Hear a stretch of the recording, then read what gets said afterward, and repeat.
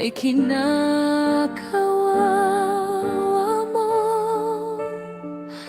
Mga hindi sila marunong magsidaing, walang kalaban-laban, sinasaktan mo.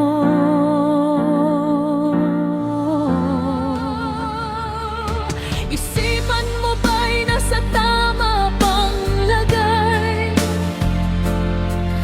Bakit ang isang munting nilalang na'y hinamak mo?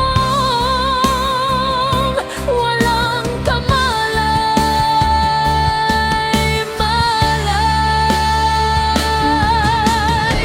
mga munting anghela nasa lupa. Mamong mukha, ba't kanila kailangang parusahan? Di ba nila alam ng iyong munting isipan ay hindi kasing laki ng kanila?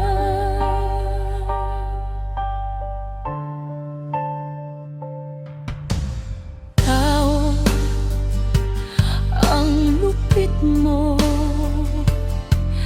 bakit mo nagagawa kunin ang buhay